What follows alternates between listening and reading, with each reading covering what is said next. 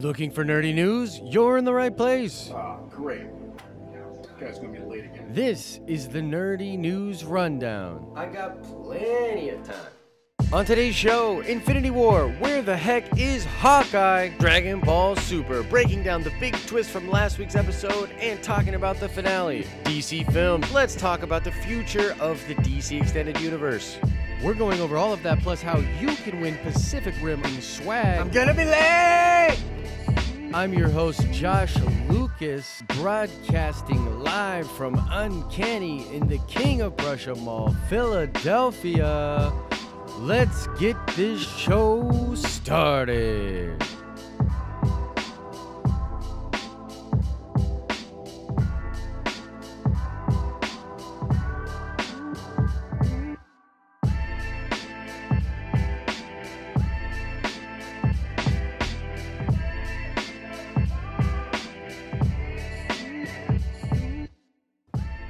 Oh man, oh man, oh man, what is up, all of you beautiful nerds around the world? It's Josh. This is the Nerdy News Rundown, as you're all well aware of. Thanks for inviting me into your home, into your car, into your shower. Funny note about that, a lot of people, I don't know if you guys are serious or not, but a lot of people were commenting that yes, they do watch the show in the shower. Nothing against that. Look, that's cool. I'm glad that you shower in general. Showering's good for you, I think. But yeah, so let's move on. Guys, it's a Monday. Man, I got a case of the Mondays. I'm dragging. I'm not feeling super awesome, but we're going to get her done as it were. Now, a couple of things just right off the top of the bat, guys. Shout out to Uncanny for sponsoring the show, being a big part of what we are doing here on this channel.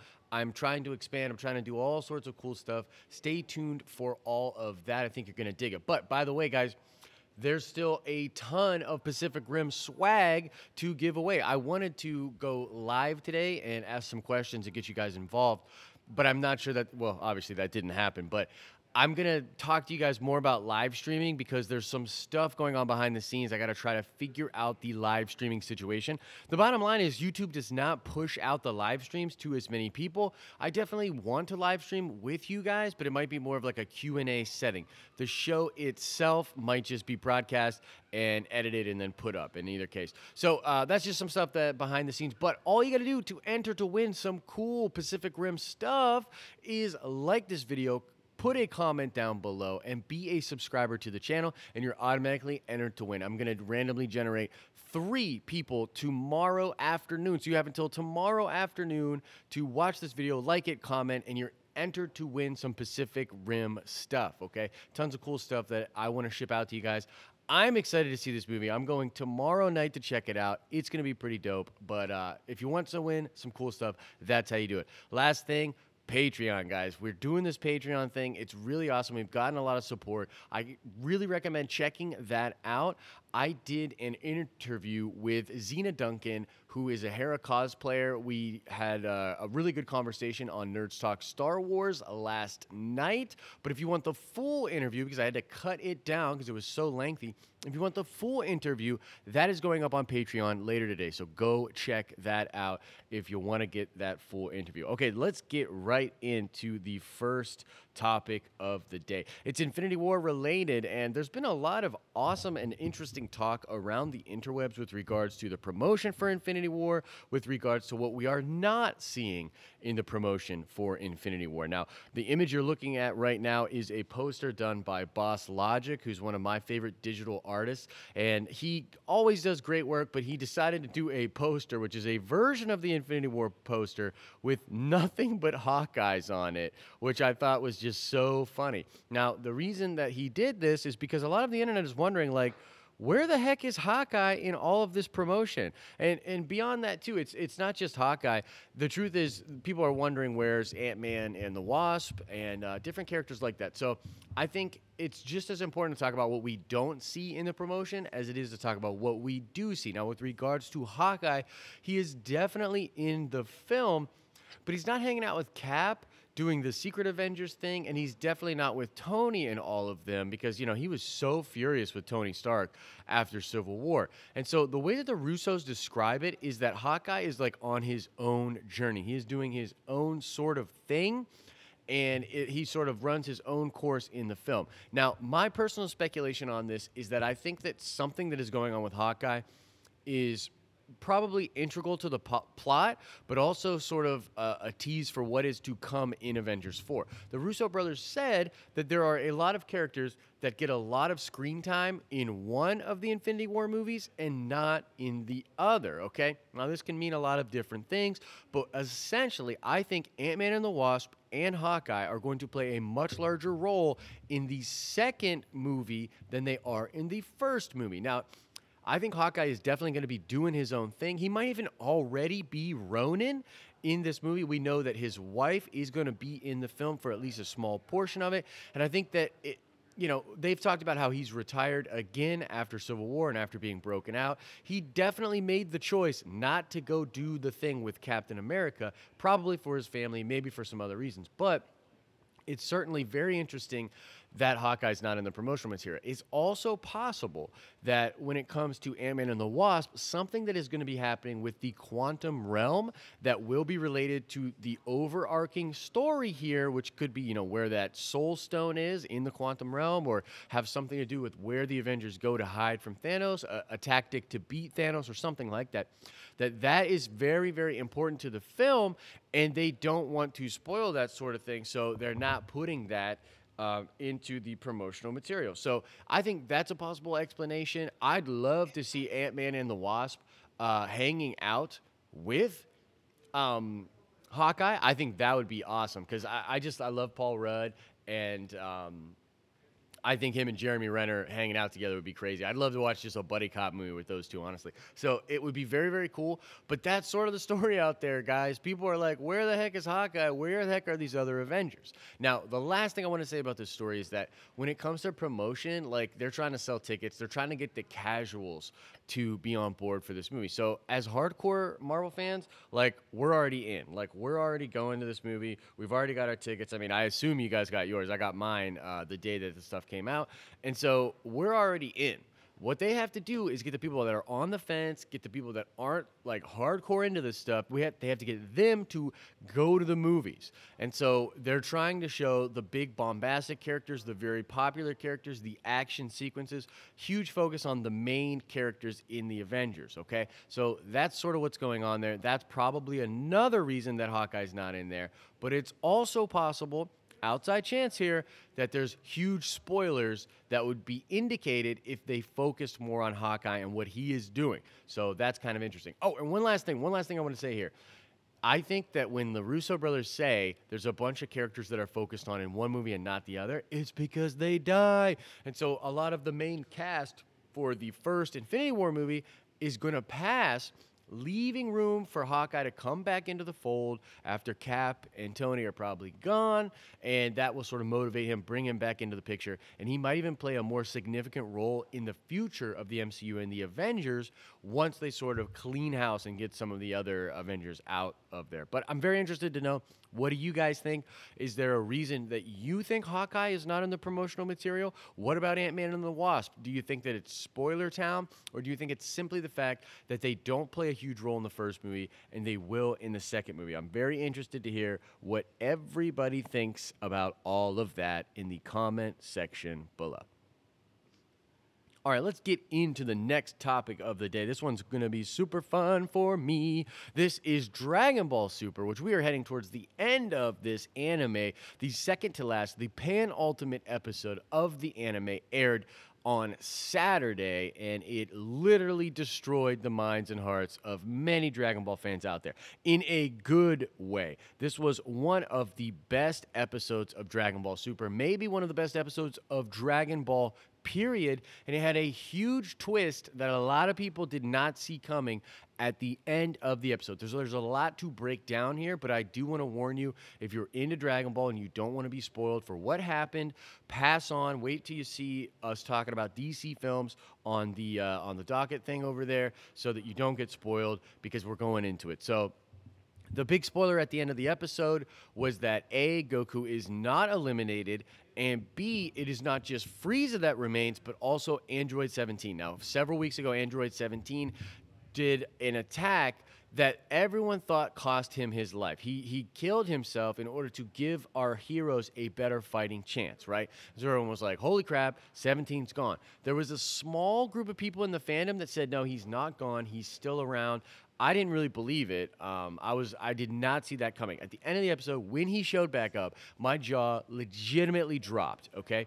Now, for the episode itself, the fight between Goku and Jiren was amazing, and it really felt like Goku was just had the upper hand, man. He was giving Jiren the hands in his perfected Ultra Instinct form. He was literally just decimating this dude. Jiren looks rough right now, and now, moving into the finale, it appears though Frieza and 17 will be fighting him. Goku will rest up and probably come back in and fight as well. But Jiren is so weakened that he will not just be able to crush Frieza and 17. Now, that's pretty cool, okay? So, in and of itself, I thought the episode was absolutely amazing. I thought the twist was really good, but that's not exactly what I wanted to talk about. What I want to talk about is something that I think the show has struggled with and something that I think Toei is learning from when it comes to Dragon Ball Super. So this whole situation with Super going off the air, with them doing the movie, and with the history of Dragon Ball, this is it's a hot button topic because, quite honestly, it doesn't make sense to a lot of people, especially in Western audiences. It's troubling to us that this show is being taken off the air when it's kind of the best it's ever been, and it's finally fixing some of the mistakes that it made prior. But I think that's exactly the point. Super went through a myriad of evolutions in not only the way it was produced, but the way it chose to take its storylines, the way it promoted itself. And I think that for a lot of people over there in Japan and in Toei, they are starting to become more aware of this changing state of media. So if you know me, if you follow me on social media, if you follow what I'm about the changing state of media. The whole reason I'm doing the Den of Nerds, the idea that I had to start this channel to formulate it into a media company, it all has to do with the fact that I believe media is changing, and the way that companies interact with their fan bases is going to have to change along with that, okay? And so I am really into this, and I get very frustrated when companies out there do not realize how things are changing and how to take advantage of it, or at least formulate a real bond with their fan base. So Super did a lot of things wrong and was very frustrating for people to follow along with. However, we gave it the benefit of the doubt. We hung in for the long run. It's an incredibly successful anime, but if they truly want to do all of the things right, it is actually a good thing that they are going off the air. Okay? And one of the things that they have done that I think they need to adjust is this spoiler culture, okay? So in Japan, it's not as big of a deal. They don't really think about spoiler culture as much as we do here in the West. But because of these things like the Shonen Jump previews, these descriptions, the title leaks, all of these different things, because these things get picked apart, and then huge YouTubers like Mastar Media and Geekdom 101, they take those things and they formulate opinions, they prognosticate, as Geekdom says. I wish he would stop saying that word. Every time he says it, I sort of cringe now. But they take these things and they aggregate all this information, they formulate their opinions, and then they put it out there as its own content. The fan base is so hungry for this stuff that we get in there and we absorb this information. And so it sort of ruins some of the surprise for the episodes. And it's not Geekdom's fault. It's not Mastar Media's fault. It is Toei's fault, because unlike Game of Thrones and Star Wars, which understand this and try to keep things a secret, Toei makes no effort to do this whatsoever. That is until recently. Recently, some of the spoilers that have been reported have been incorrect. Perhaps purposely so. They also fooled us completely with this Android 17 thing. It was in none of the descriptions. Nobody knew about it. And when it happened, it literally surprised the whole community. And so I think this is another thing that Toei has to get a little bit better about and sort of fix as they move forward. So, as we head towards the end of Dragon Ball Super, which, is breaking my heart because I don't want to see this series go away. But as we head towards the end of it, there are things that are making me a little bit happier. So I think, one, from the animation standpoint, it's super clean. They brought in all these key animators again, and once again, they didn't tell us about it. They didn't broadcast it. They didn't advertise it. They just brought in the big guns and did a dope-looking episode. I mean, it's literally mind-bending good animation. I'm actually going to go home and watch it again later today.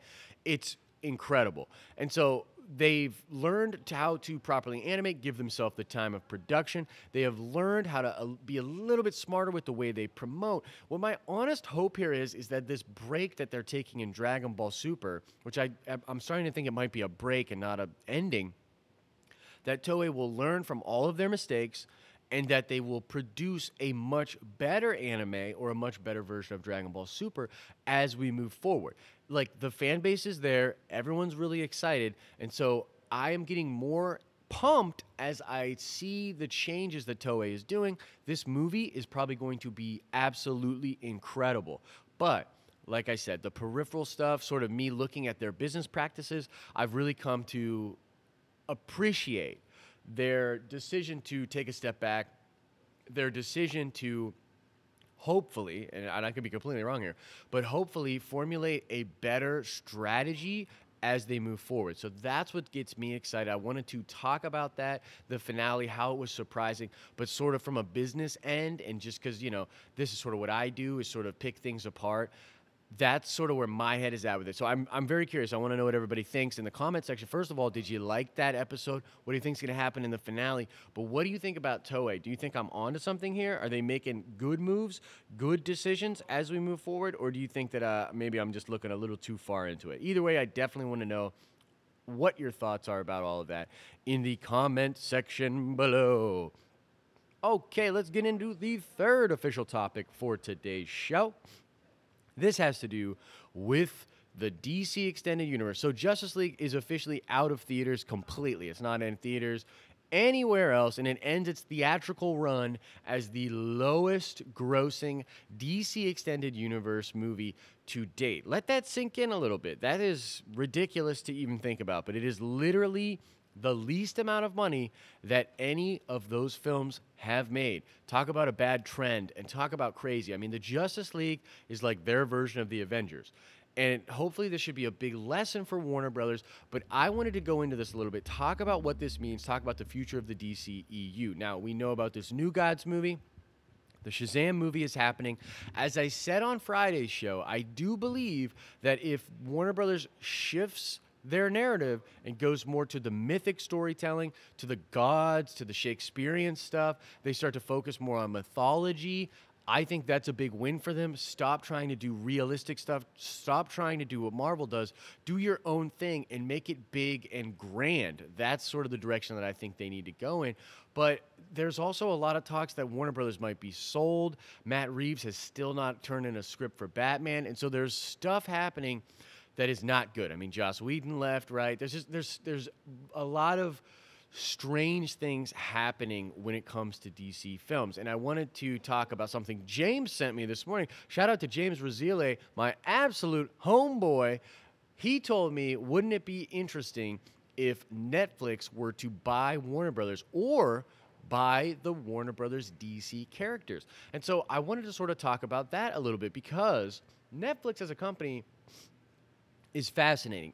And one of the things that, if you look at the trajectory of both of these companies, Warner Brothers, and specifically with the DC films and what Netflix is doing, it is similar in certain areas and different in others. So one of the things that I really love about Netflix is that they don't give a crap about critics.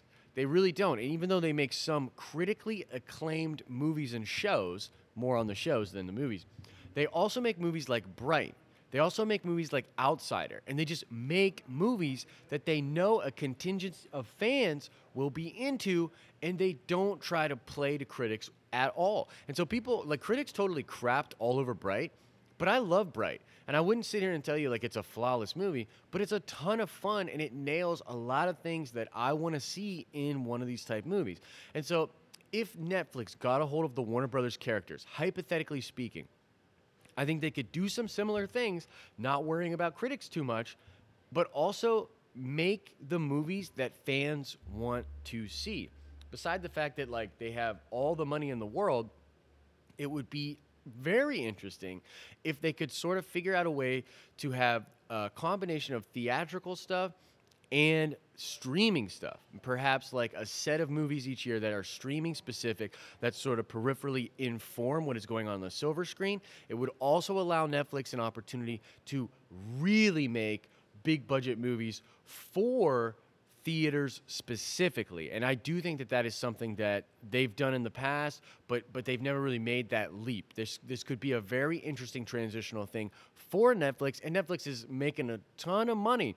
So I wanted to talk about that story. I'm very interested to hear what everybody thinks. I'm actually going to get on a video with James on Digital Charcuterie tomorrow to talk about this more in depth, but I wanted to break it down here for the Den of Nerds community. I'm really interested, guys. What do you think about this? What do you think about the history of the DC films? What do you think about Justice League making the least amount of money of any of these movies?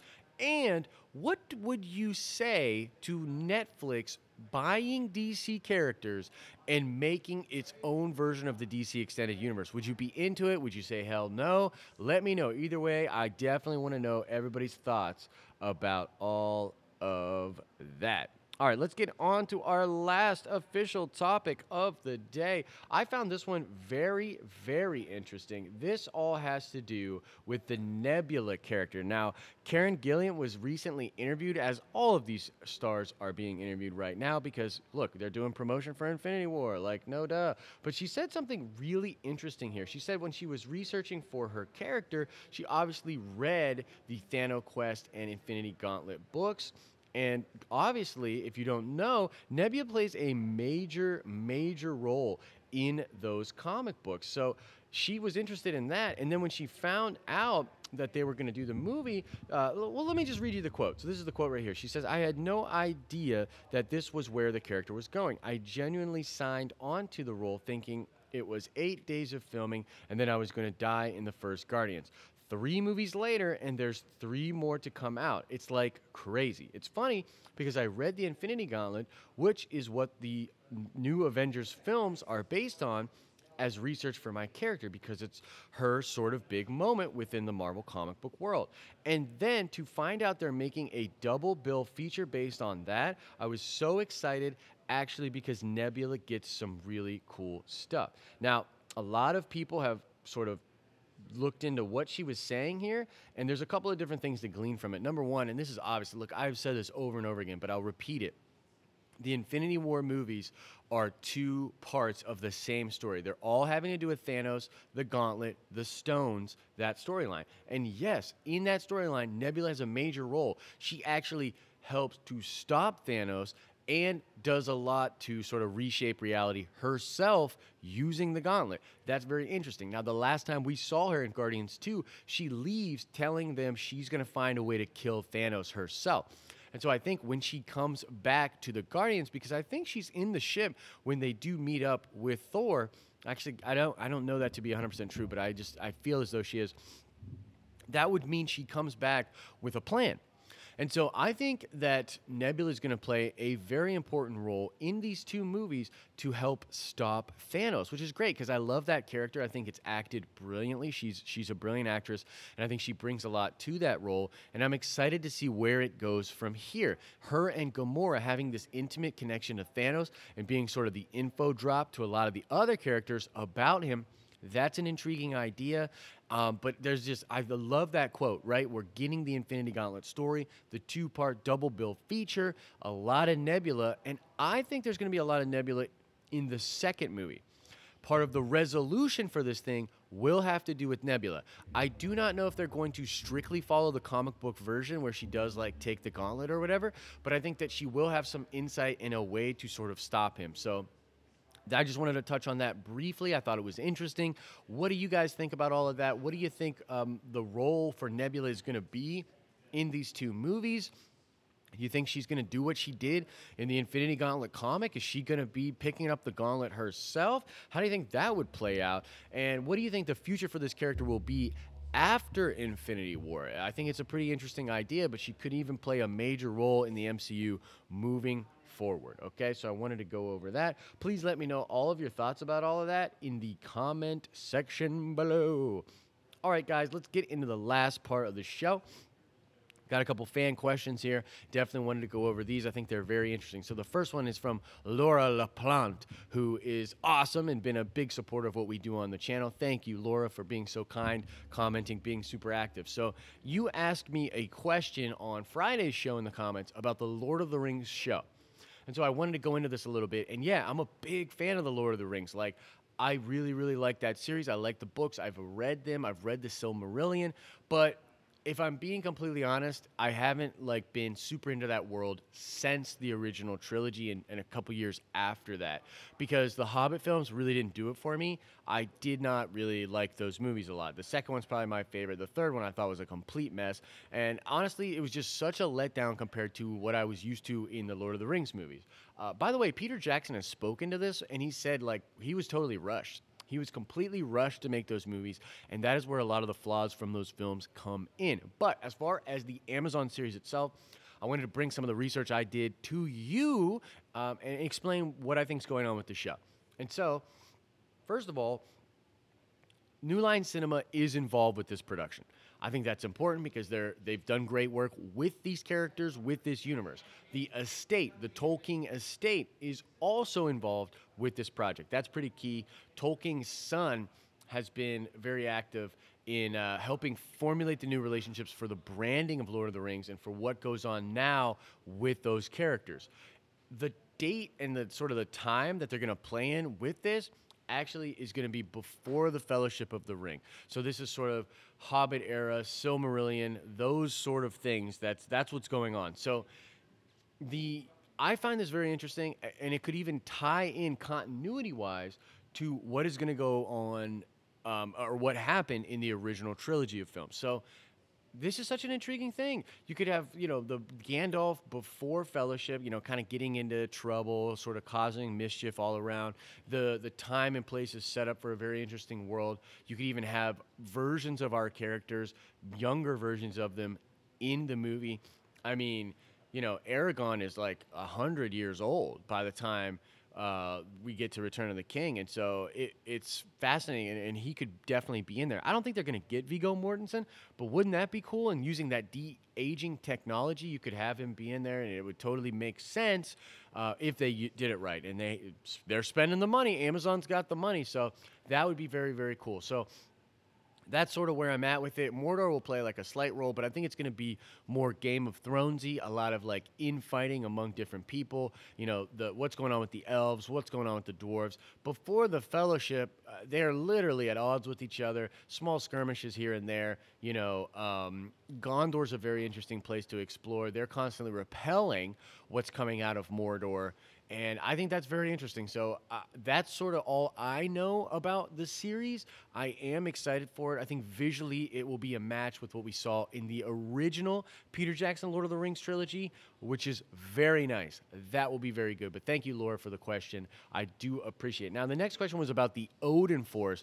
And I'll be honest with you, the person that their screen name is just kind of ridiculous. I couldn't pronounce it. It's like, la.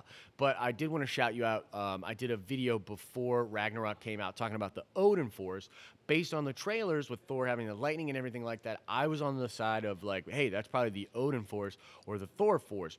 And it kind of is. Like, it's got an MCU version of it. Now, the Odin Force is something that flows from the life tree. It is imbued on the All-Father. It's one of the strongest things in the Marvel Universe. So to have the Odin Force in you, like, it just gives you a ton of power. It's draining, too, and when that power leaves, that's why Odin goes into the Odin sleep to sort of recharge his connection to the Odin Force. And so that is sort of a version of what we get in the movie, because you remember Hela's power flows from Asgard, as does Thor. Now, in that scene where Thor gets his power back after losing his eye, and Odin tells him, like, your power flows from Asgard, but it's not a place, it's a people. That's kind of intriguing, right? What does that mean exactly? I'm not 100% sure, but I know that the Odin Force is still at play in Infinity War, and in the most recent trailer, the amount of lightning that is coming down there, that amount of craziness, that is Odin Force, Thor Force, something that is on another level. And I think that, sadly, Loki is likely to die at the beginning of that film. I think that shot with Thanos' hand on Thor's head is him turning it to force him to watch Loki die. This will set Thor on a crazy path, and he'll be obtaining an amazing amount of power with the Stormbringer axe. And so I think that the Odin Force or the Thor Force is still at play in the MCU, but I do actually believe that in Infinity War, there's going to be a better cosmic explanation given and perhaps a way for Thor to tap into that power more directly. The dwarves who are going to help him forge that weapon, maybe they have some insight there. That could be really interesting. But I think Thor is going to be... He's going to be very important to defeating Thanos. I think that the power he's going to have is going to be maybe one of the only things, as far as a big gun is concerned, that is going to be able to really stand up to Thanos. So I appreciate the question. Definitely wanted to go over that. By the way, guys, if you have a question you want me to go over in tomorrow's show or in a show in the future, drop it in the comment section. Very, very happy to talk about what you want to talk about on any show, okay? One more time, guys, if you want to win Pacific Rim stuff, please just like this video, drop a comment on there, be a subscriber. I will randomly generate 3 tomorrow, and I'll get in touch with you. I'll get your shipping information, and I will ship you some Pacific Rim swag from the Den of Nerds so that you have some cool stuff to wear when you see the movie this weekend. As I always say, I hope you're having an awesome and nerdy day, and I will see you tomorrow.